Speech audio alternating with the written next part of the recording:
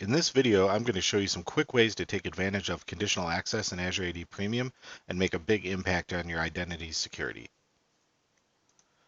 When getting started with conditional access, make sure that you have an Azure AD emergency access account created to prevent getting locked out of your tenant. This account should be cloud only, not tied to a specific person, and utilize a separate method of multi-factor authentication.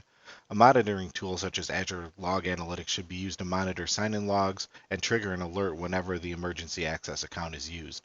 We will exclude this account in all of the conditional access policies that we create in this video.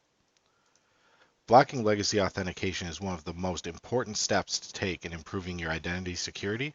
Legacy authentication protocols such as ActiveSync, POP, SMTP, IMAP, and MAPI do not support multi-factor authentication. If left enabled, attackers can bypass your multi-factor authentication configuration and conditional access policies, and they are the preferred entry point for attackers. To block legacy authentication, we'll create a conditional access policy in Azure AD Premium. So we'll go ahead and give the policy a name. For users and groups, we will want to target all users for blocking legacy authentication, but here's an important reminder that we previously talked about to not lock yourself out of your tenant. So this policy will affect all users, so we're going to make sure that we have our emergency admin account excluded from this policy to make sure that we don't misconfigure a policy and lock ourselves out of the tenant. For the conditions, we're going to target the legacy authentication client applications that do not support multi-factor authentication. So we're going to go ahead and uncheck browser, modern authentication, and then we're only going to leave these two client apps selected to target our legacy authentication applications. For our grant control, we'll go ahead and select block access to prevent access to the legacy authentication applications. And in this example, we're going to turn it on for report only. This is a good way for you to create a policy and be able to view the impact of the policy in the Azure AD sign-in logs. After you've reviewed the impact for the policy, then you can go ahead and come back and edit this policy and turn it on. So we'll go ahead and click create, and this is all we need for the conditional access policy to block legacy authentication. When configuring conditional access policies, you should try and minimize the number of times a user is prompted to approve a sign-in. When users are repeatedly presented with multi-factor authentication prompts, we are training the user to approve the sign-in without thinking about it. This can lead to a user approving an unauthorized sign-in and granting an attacker access to their account.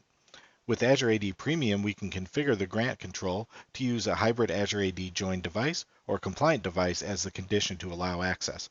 This means that instead of a user being prompted for MFA during regular sign-ins, they will be allowed access as long as they are using a trusted device. This will allow us to reserve the MFA prompt for risk-based user sign-ins such as unfamiliar locations or impossible travel.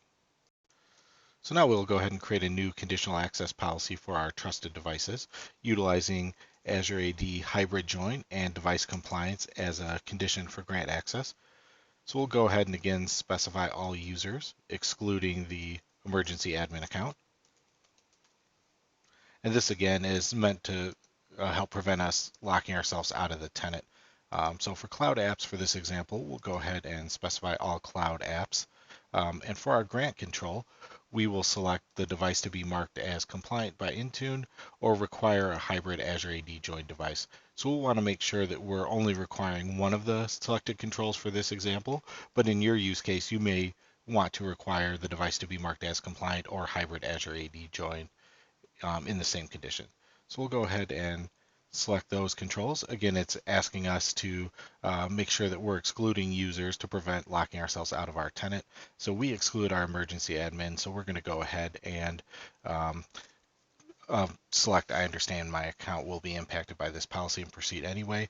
And again, we're going to enable this policy in report only mode so that we're able to monitor the sign-ins to make sure that we're not causing any unnecessary impact by enabling the policy.